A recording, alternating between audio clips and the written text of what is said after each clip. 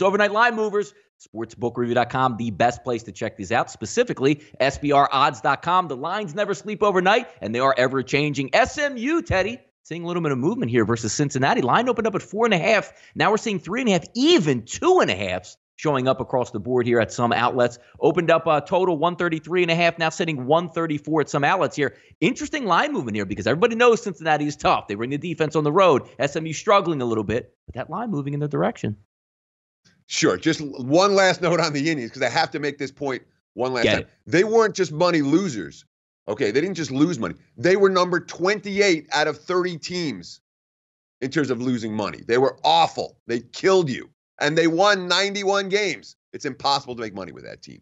When it comes to SMU, I'm not convinced it's possible to make money with this team either, but the markets are definitely reacting to the Mustangs' last game. They lost by 47 points at UCF over the weekend. Now they're back home. It's circle the wagons time. They hung tough with Cincy in the first meeting, lost by 5 as 11-point dogs. And, of course, the Bearcats haven't been covering numbers at all, just 1-5 against the spread their last 6. And the only cover came by a single point against Memphis. So a lot of factors pointing towards that early SMU money.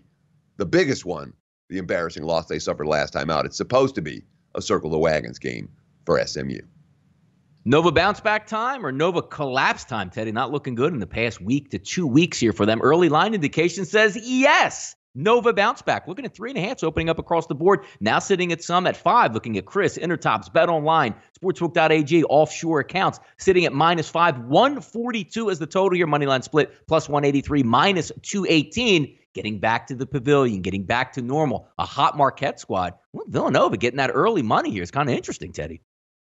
Yeah, I mean, Nova's 3-game skid was all on the road, obviously, and they are returning home here. They are in revenge for a 1-point loss to Marquette earlier in the season. So that's a Villanova thing. But let's not forget, Nova took money at Georgetown and then lost. Nova took money at Xavier and then lost. The markets are hot on Nova right now, even though, frankly, they played some of their worst ball of the season in the last couple of weeks. We'll talk about that game a little bit more as well and watch what you bet.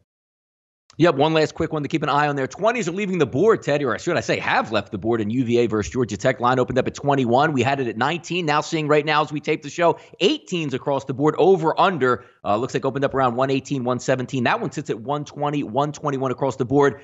Always tough to get involved in a total or an over-under, especially when you're looking at Virginia. And then Georgia Tech, one of the more challenged offenses, but they'll play scrappy, they'll play it tough. Limited possessions in this one, Teddy. So if Virginia's going to win by 20, it's got to be a clean sweep out there. Sure, first team to 40 wins this one? Yes. The market's reacting to Virginia's spot here. They're coming off big road wins at Virginia Tech, at Louisville. And let's not forget, the Cavs have been incredible against the spread on the ACC road over the last 2 years. At home, they've only been good, not incredible. Market's not afraid to fade them in this point spread range in a clear flat spot for the home team.